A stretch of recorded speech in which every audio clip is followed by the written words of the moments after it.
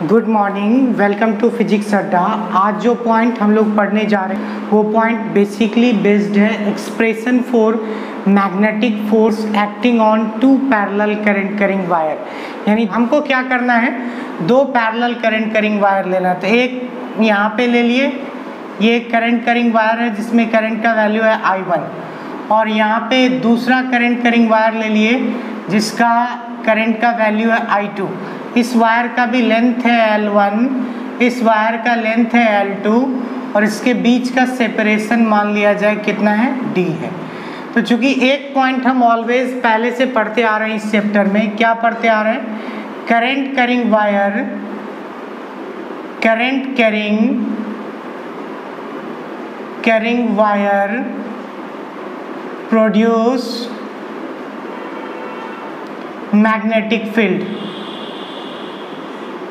Magnetic field कौन सा point हम लोग पढ़ते आ रहे हैं कि करंट कैरिंग वायर क्या करता है, प्रोड्यूस करता है मैग्नेटिक फील्ड को। तो चाहे वो ये करंट कैरिंग वायर हो फर्स्ट वाला या सेकेंड वाला, दोनों वायर क्या करेगा, मैग्नेटिक फील्ड प्रोड्यूस करेगा। तो ये जो मैग्नेटिक फील्ड मान लिया जाए, ये जैसे चार्ज की बात करें, ये चार्ज है, तो चार्ज क्या होता है, the space around the charge particle, यहाँ पे इलेक्ट्रिक फील्ड प्रोड्यूस करता है। उसी तरह अगर किसी वायर में आप करंट दे रहे हो तो करंट देने के कारण वो वायर के चारों तरफ क्या करेगा, मैग्नेटिक फील्ड, जैसे I करंट है तो इसके चारों तरफ ये क्या करेगा, मैग्नेटिक फील्ड प्रोड्यूस करेगा। तो एक चीज़ क्लियर है कि मान लिया जाए ये वायर, इसमें करंट दे रहे हैं तो इसके कारण यहाँ पे मैग्नेटिक फील्ड प्रोड्यूस हो रहा है। इसका मतलब ये हो गया, अगर I1 करंट फ्लो कर रहा है मान लिया जाए, और I1 के पैरेलल है एक वायर I2, तो I1 के करंट के कारण मैग्नेटिक फील्ड किस पे प्रोड्यूस होगा, I2 पे।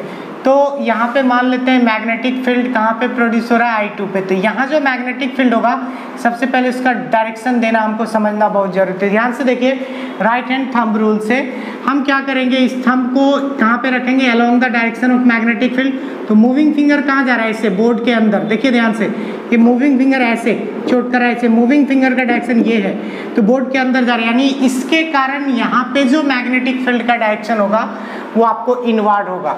अगर मैग्नेटिक फील्ड इनवर्ड है, तो मैग्नेटिक फील्ड इनवर्ड है तो इसको हम लोग क्रॉस लाइन से डिनोट करते हैं, ये वाला क्रॉस लाइन है, और मान लिया जाए ऐसे दिखा दीजिए जेड एक्सिस में, किसी भी एक्सिस में, ये आपका मैग्नेटिक फील्ड का डायरेक्शन है।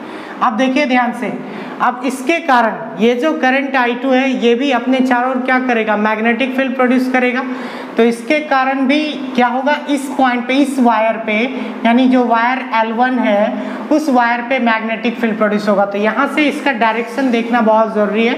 डायरेक्शन देखिए कैसे, हम लोग यहाँ से ऐसे रख दिए, अब देखिए थंब क्या है, in the direction of right hand rule से जा रहे, तो ये हमारा राइट हैंड ही है, तो थंब को रखे इन द डायरेक्शन ऑफ क्या, फ्लो ऑफ करंट। तो मूविंग फिंगर कहाँ है, पहले बोर्ड की तरफ अंदर जा रहा था, अभी बोर्ड से ऊपर जा रहा है, यानी आउटवर्ड। तो मूविंग फिंगर आउटवर्ड है, तो यहाँ आप इसको कैसे दिखाएंगे, ध्यान से देखिए, यहाँ पे हमने दिखा दिया इसको, ये हमारा मूविंग फिंगर है, आउटवर्ड है, तो डॉटेड लाइन से डिनोट करते हैं। अब आपको जैसे मन दिखाने का, चूंकि यहाँ पे अगर क्रॉस लाइन लिख दिए इसका मतलब इनवर्ड, क्योंकि आप जानते हैं ये जो फिगर है ये 3 डायमेंशनल फिगर है, 2 डायमेंशनल पे अच्छे से आपको पता नहीं चलता है, लेकिन फिर भी हम इसको यहाँ पे लिख देते हैं। अभी हम बताएंगे मार्कर के थ्रू भी कैसे हम आउटवर्ड और इनवर्ड बोलते हैं। देखिए आपके सामने मैग्नेटिक फील्ड का डायरेक्शन आ गया। अब मेरे पास 3 मार्कर है, 3 मार्कर की मदद से हम डायरेक्शन बताना चाहेंगे। यहाँ पे ध्यान से देखिए, मैग्नेटिक फील्ड इस पॉइंट पे इनवर्ड लग रहा है, तो मैग्नेटिक फील्ड इनवर्ड, करंट का डायरेक्शन है ये, ध्यान से देखिए, मैग्नेटिक फील्ड यहाँ पे देखेंगे ऐसे, मैग्नेटिक फील्ड इनवर्ड, ये जो मार्कर है चूंकि cross line it means inward, यानी बोर्ड पे ऐसे मैग्नेटिक फील्ड लग रहा है, और करंट का डायरेक्शन ये ऐसे है बिल्कुल, तो आपके जो फोर्स का डायरेक्शन होगा वो ऐसे होगा। कहने का मतलब ये इस तरह से, चूंकि यहाँ पे देखिए फ्लेमिंग लेफ्ट हैंड रूल से जाएंगे, अगर ये इलेक्ट्रिक करंट का डायरेक्शन है, ये किसका डायरेक्शन है, मैग्नेटिक फील्ड का, तो फोर्स का डायरेक्शन ये होगा इधर अंदर की ओर, यानी यहाँ पे जो मैग्नेटिक फोर्स का डायरेक्शन आप शो करेंगे ये वाला थोड़ा अच्छे से शो कर दें, ये वाला ऐसे शो किए, यानी मैग्नेटिक फोर्स का डायरेक्शन ये हो गया। अब देखिए ध्यान से, अब हम इसके पास जाएंगे, यहाँ पे मैग्नेटिक फोर्स को शो करने का कोशिश करेंगे, तो ये हमारा मैग्नेटिक फील्ड है, ये हमारा क्या है, सॉरी ये हमारा करंट का डायरेक्शन है। अब मैग्नेटिक फील्ड को कैसे लेना है, यहाँ से फिंगर से देखिए, फिंगर से और क्लियर होगा। यहाँ पे ये क्लियर हो गया था, यहाँ से देखिए ये वाला क्या है, ये थंब को हम लोग बोलते हैं मैग्नेटिक फोर्स, ये वाला क्या होता है मैग्नेटिक फील्ड, और ये वाला क्या होता है, ये होता है डायरेक्शन ऑफ करंट। तो एक काम करते हैं, डायरेक्शन ऑफ करंट ये हो गया, ये मैग्नेटिक फील्ड, तो फोर्स देखिए ध्यान से इस फिंगर को, ये आपको क्या है डायरेक्शन ऑफ करंट, ये मैग्नेटिक फील्ड इनवर्ड लग रहा है, ये फोर्स। अब इसी फिंगर को हम इस पोजीशन पे लाएंगे, लेकिन यहाँ पे मैग्नेटिक फोर्स क्या है, एक जगह इनवर्ड अंदर लग रहा है, तो आउटवर्ड जब करेंगे तो इसको ऐसे घुमा दिए, यानी पहले इनवर्ड था तो ऐसे है मैग्नेटिक फील्ड। यहाँ पे ध्यान से देखिए, ये करंट का डायरेक्शन, ये फोर्स, अब इसको आउटवर्ड कन्वर्ट करना है, ये आउटवर्ड है ऐसे, तो ये आउटवर्ड जब कन्वर्ट हो गया तो ये ऐसे रहा, तो फोर्स कहाँ लग गया, ऐसे, तो फोर्स का डायरेक्शन ये इससे होगा। तो इसको समझना बहुत ज़रूरी था आपके लिए। इसको मान लेंगे ये करंट I2 के कारण लग रहा है F2, यहाँ पे करंट I1 के कारण एग्जर्ट हो रहा था F1। अब देखिए ज़्यादा कुछ नहीं समझना, ये पॉइंट समझने के बाद जब इस फिगर को आपने समझ लिया तो अब क्या करना है हमको, एक चीज़ हम जान गए, we know that current carrying wire produce magnetic field.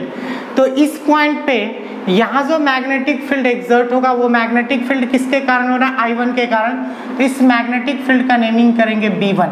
और यहाँ जो मैग्नेटिक फील्ड प्रोड्यूस हो रहा है वो I2, करंट I2 के कारण हो रहा है, इसका मैग्नेटिक फील्ड लिखेंगे B2। ध्यान से देखिए, यानी इस P पॉइंट पे, इसको P पॉइंट मान लेते हैं, P पॉइंट पे जो मैग्नेटिक फील्ड प्रोड्यूस हो रहा था वो करंट I1 के कारण हो रहा था, इसीलिए इसका नेमिंग किए B1।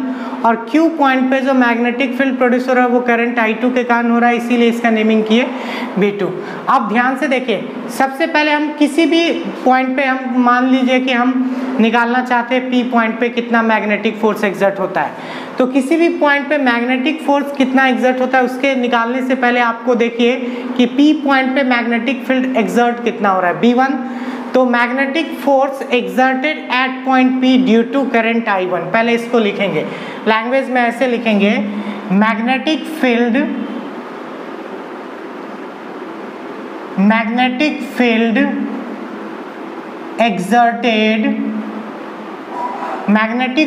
exerted at point P, magnetic field exerted at point P due to current,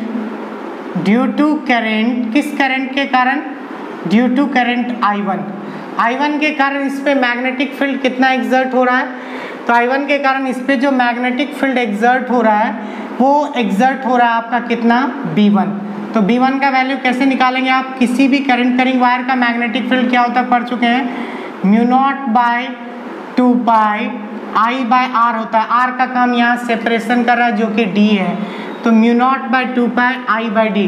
तो ये किसके कारण, तो यहाँ पे मेंशन कर दीजिए I1 बाय D, ये कंप्लीट हो गया। अब यही मैग्नेटिक फील्ड, अब ये भी जानते हैं अगर कोई करंट कैरिंग वायर को या किसी करंट कैरिंग कॉइल को किसी मैग्नेटिक फील्ड में प्रोड्यूस किया जाए, क्या बोल रहे हैं, अगर किसी करंट कैरिंग कॉइल को किसी मैग्नेटिक फील्ड में प्लेस किया जाए तो वो मैग्नेटिक फोर्स प्रोड्यूस करता है, ये हम ऑलरेडी जान चुके हैं F is equal to ILB से।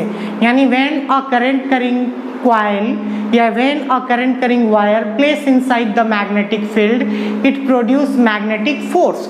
तो अगर कोई करंट कैरिंग कॉइल को या वायर को मैग्नेटिक फील्ड के अंदर प्लेस किया जाता है तो वो क्या करते हैं, सेकंड स्टेप ये वाला है, जब आप जान गए कि करंट कैरिंग कॉइल प्रोड्यूस करता है मैग्नेटिक फील्ड, तो आपको ये भी जानना जरूरी है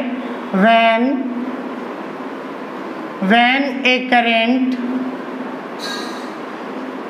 carrying wire place inside the magnetic field, place inside the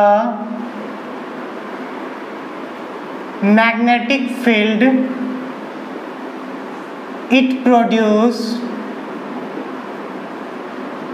magnetic field, sorry, it produce magnetic force। अब ध्यान से देखिए, तो B1 मैग्नेटिक फील्ड के एरिया में कौन सा चीज, करंट कैरिंग वायर, दूसरा जो वायर है वो I2 जिसका करंट है उसको प्लेस किया गया, तो वो एक फोर्स एक्सर्ट कर रहा है, वो क्या एक्सर्ट हो रहा है, F2। तो यहाँ पे बात करेंगे force exerted force exerted at point P। तो कितना फोर्स एक्सर्ट होगा किसके कारण, I2 यहाँ पे करंट जा रहा है, तो F इज इक्वल टू आप जानते हैं फॉर्मूला होता है ILB साइन थीटा। तो यहाँ पे आप देखिए मैक्सिमम केस में हम जब डायरेक्शन बताए थे तो ऑब्वियसली ध्यान से देखिए ये वाला कौन सा डायरेक्शन था, ये था आपको वेलोसिटी का डायरेक्शन यानी करंट का, ये क्या था मैग्नेटिक फील्ड और ये फोर्स। तो ध्यान से देखिए और यहाँ पे जो डायरेक्शन लेते हैं LB यानी लेंथ ऑफ एलिमेंट और मैग्नेटिक फील्ड, लेंथ वायर ऐसा है तो इसी में कहीं पॉइंट पे कट करेंगे तो लेंथ ये हुआ और मैग्नेटिक फील्ड अंदर यानी 90 डिग्री एंगल बन रहा है। तो यहाँ पे जो एंगल बनेगा 90 डिग्री और मान लो यहाँ पे जो फोर्स है वो F2 है। तो यहाँ पे हम वैल्यू सॉल्व कर रहे हैं, इसको जब आगे बढ़ेंगे तो हम लोग क्या लिखेंगे देखिए ध्यान से। तो F2 is equal to ILB sine theta है, तो F2 is equal to you have to write F2 is equal to I का मतलब I2, I का मतलब क्या I2, L का मतलब यहाँ पे L2, तो L का मतलब L2 है तो F is equal to I2 L2 और B का मतलब B1, चूंकि P पॉइंट पे जो मैग्नेटिक फील्ड काम कर रहा है वो मैग्नेटिक फील्ड B1 है। I2 L2 B1 साइन 90 का वैल्यू आप जानते हैं 1, तो F2 इज इक्वल टू क्या हो जाएगा I2 L2 और B2 का वैल्यू पुट कर दीजिए। तो B2 का वैल्यू कितना है, सॉरी B1 का वैल्यू कितना है mu naught by 2 pi I1 by D। जब इसको आप सॉल्व करेंगे तो ये कितना हो जाएगा F2 is equal to mu naught by 2 pi I1 into I2 by D और इस F2 को यहाँ ले आइए बाई कितना L2।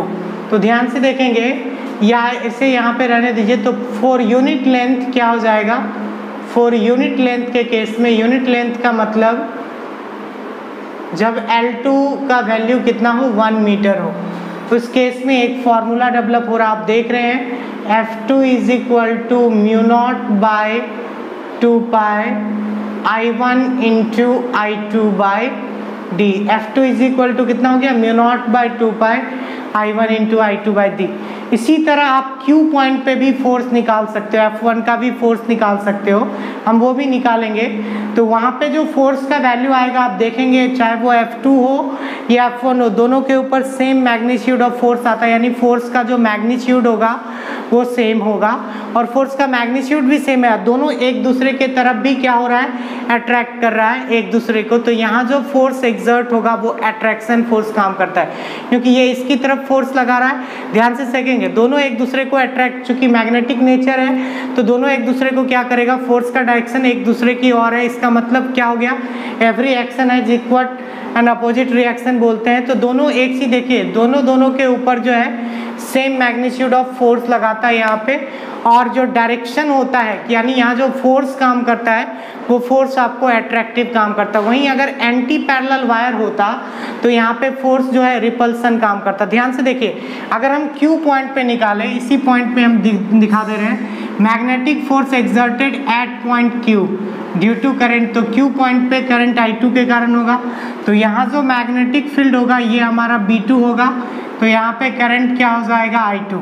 यहाँ पे force exerted at point P के जगह क्या लिखेंगे, force exerted at point Q, और यहाँ जो फोर्स एक्सर्ट होगा F1 और ये किसके कारण, करंट I1 L1 और B2 साइन थीटा।